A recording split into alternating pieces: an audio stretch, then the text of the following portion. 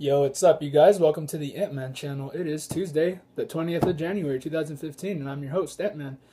I got an article in front of me from ChristianPost.com under the column of entertainment. I don't know how this is entertainment, but let's get into it. It's by Leonardo Blair, a CP reporter.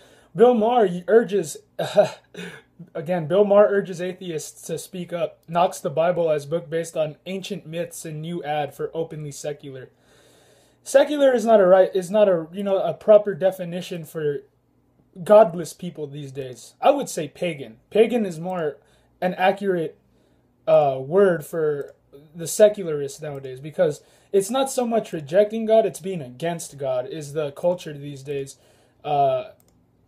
It's really weird, because a good example of this, I guess, is that I don't know if you watch MMA. I do. If you wonder why my name's Ant-Man, it's because that's my ring name. That's my cage name.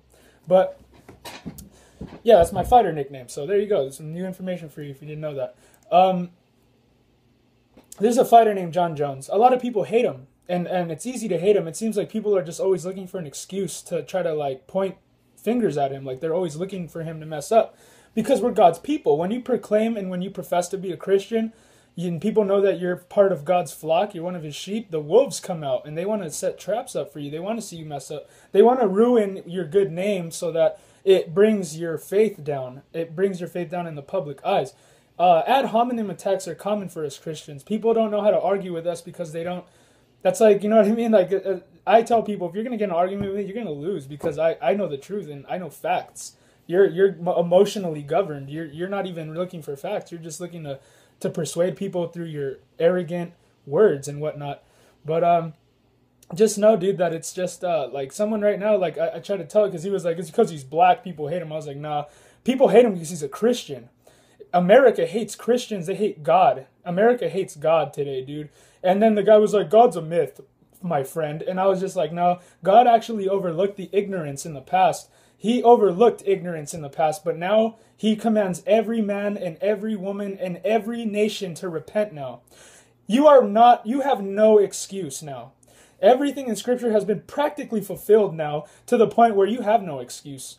The creation, the world, is proof that there is a God. And if you don't believe me, why don't you fall into some type of science? Go do some type of science and find out for yourself, because when you go and you actually study things, you will find out that the Bible actually does provide things that are seen in the secular historical records, or anything that comes up in biology, or it makes sense. It lines up, and to have a bias toward it makes me think that you were trained to think that way. You're surrounded by people who mock the Christian faith. So here we go with another guy here that thinks that it's wise to just mock us, and that's the way that they want to win. You know what I mean? By mocking us. It's really a weak tactic. But comedian Bill Maher speaks during ceremonies unveiling his star on the Hollywood Walk of Fame. What a joke. In Hollywood, California, September 14, 2010. What has Bill Maher ever really done? He's not even funny. Political satirist Bill Maher went to bat for atheists in a new ad for advocacy group Openly Secular, in which he urged them to speak up, and then he knocked the Bible as a book based on ancient myths, written by men who didn't know where the sun went at night. You know, it's one of the most annoying things in the world when you hear people today are probably the stupidest people who have ever lived on this earth. I'm not kidding, man. Our generation's really bad. And they have the audacity to mock people that lived thousands of years ago. Did you know that that we're just copies off of a copy off of a copy? Our DNA is always getting. You think that? I mean, the evolution is the atheist mind is such a hypocrisy, man. Because it's like you say you're scientific, so how are we improving when everything's degrading and everything's falling apart? How are we improving? I think we're getting stupider, weaker, everything, because we're just copies made off of a copy of the original, and we're never getting better. So it's really fallible. It's really fallacious to believe that people, only because they lived thousands of years ago, were stupid. Okay, before Christopher Columbus came here, genius, there were gigantic megalithic heads found in South America. Who can explain that? Who made those? That is a sign that there was an actual civilization on this land here before we got here. And how do you know that people back then didn't have amazing technology. You know what I mean? It's moronic. It's just I can't find a nice way to be when it comes to this kind of thinking. It's so annoying. People back then were so much smarter than us that you would be amazed by it. I believe we have certain types of knowledge nowadays, but they were so much more ahead of us spiritually. I believe, like a long time ago. Now we reject all types.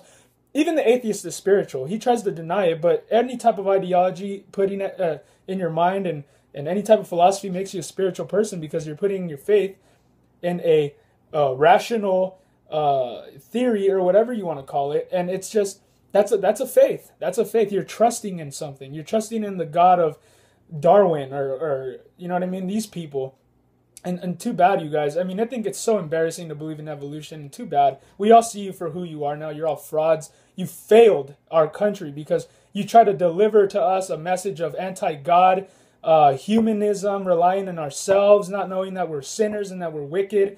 You failed. Your philosophy, your failed ideologies have failed our country. So you should be running with your pants down the other way because it's an embarrassing thing to believe in evolution. Open your mind and realize that. The fact of the matter is that it doesn't even start with science. It starts in philosophy. The fact that there is a God and that you can even go into that debate. It's not a scientific debate. It's a philosophical one. But anyways, Openly Secular, which is a coalition of 4 of the most popular secular organizations, including the Richard Dawkins Foundation, seeks to eliminate discrimination and increase acceptance by getting secular people, including atheists, free thinkers, not free will, not thinking about that, like agnostics, humanists, and non-religious people to be open about their beliefs according to their website. Here we go toward the one world religion. Maher explains in the ad posted to YouTube that when he found out about the group, he had to sign up because he's openly secular and prefers to make decisions based on science and facts. I don't think so, Bill Maher. Sorry, you're a fraud. You don't even know what those words even mean. Not based on ancient myths, he says. The only myth is that you have a brain, Mr. Bill Maher. Now, it seems to be the most obvious decision a person could make in their life. Do I want to make real-world policy decided on the basis of proven facts and the outer reaches of where humans have gotten to do in science? Or do I want real-world decisions based on ancient myths written by men who didn't know what a germ or atom was or where the sun went at night, he said. What a moron. I'm sorry, man, but I just have no respect for that kind of talking. I pick choice A, science and facts. Science is his God. It's a magic word to him for being an atheist, and it's really his God. He's an idolater, and he doesn't even know it. He's openly pagan. It's not secular. He's pagan. He's anti-God. He's an antichrist figure. He doesn't even know that he's putting himself up against God, and he is no one to be trifled with. Something that we don't like to speak about too much in evangelical Christianity these days is that God is very terrible in his anger, and he cannot be mocked, my friend. You will reap what you sow, straight up. And a good example of that is how Jacob used to deceive everyone when he was growing up, and then he ended up being deceived later on. Sometimes that kind of stuff comes back around, you know? For example, the whole thing with... there's so many stories we could get from Jacob, Abraham, Isaac, and Jacob. We learn a lot of stories, actually, from reading Genesis about how you reap what you sow and stuff like that. It's really amazing. Let's see. Okay, so magic word science here is what he puts his faith in. I want to do the smartest thing possible. Smart choices, I feel, have a greatest chance of resulting in me being happy. Oh, he wants to be happy. I like happy. That is my goal, he continued as his audience roared with laughter. You know how the Constitution says the life, liberty, and the pursuit of happiness? It used to be property. The pursuit of happiness is like ambition, and ambition can be a bad thing if it's all centered on you because it's covetousness. You're coveting, and when you covet, the law is kind of like how, you know how God says he declares the beginning from the end when it comes to history? He also does it in his law. He declares the beginning from the end and the end from the beginning, even in his law. If you break the first commandment, you're prone to break the rest. If you break the 10th commandment, you're going to break the rest. Because coveting can lead you to become selfish and ambitious to the point where you will steal, you will lie, you will murder to get what you want. And that's what Bill Maher thinks is okay. Because whatever's okay to him should be okay for everyone else, because that's the postmodern mentality. Whatever's right for me should be right for you. Whatever's true to me is okay because it's true to me. It's a ridiculous thing. It's not real. It does not work in reality. He then encouraged atheists to speak up. But not everybody feels this way, and that's okay too. But for the people who do see that way, it's really important that you say so. So it's important, if you are a secular person, to stand up and say it's not okay to make decisions. And here we go with the annoying refreshing of this, to make decisions based on myth. All he has is insults. He has nothing. He has no research, no wisdom. He's just a puppet of the enemy, he said. So don't let it look like in America the most reasonable, not to mention correct, fact-based arguments is really the weird one. The one held by a tiny minority of misguided eggheads. No, secularists are bigger than that. Way bigger, but you gotta show yourself. You might find you have more friends than you think, he ended. Todd Steiff, chair of Openly Secular, thanked the comedian for his support in a press release. Beneath Bill Maher's typical satire and cutting humor lies a deep and abiding dedication to reinforcing the importance of looking at our world through the lens of science and reason. On occasion, his humor may offend some people because he operates off of the whole shock value humor. It's not even real humor. The type of humor that Norm Macdonald used to do, like the dry type of humor, is extinct now because people are not smart enough to get that type of humor. People love Bill Maher because as long as you're crude and foul-mouthed and evil, people love you. The world loves its own type of people. You know what I mean? The world loves its own. If you are not of the world, it may hate you because the darkness does not comprehend the light.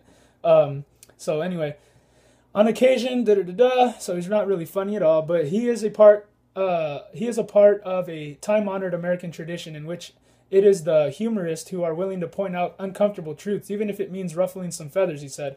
If you're getting your politics or any type of philosophy from comedians like late-night TV show hosts, you ought to be ashamed. That's embarrassing. That's where you're getting your wisdom from and your political beliefs you get from late-night talk show hosts?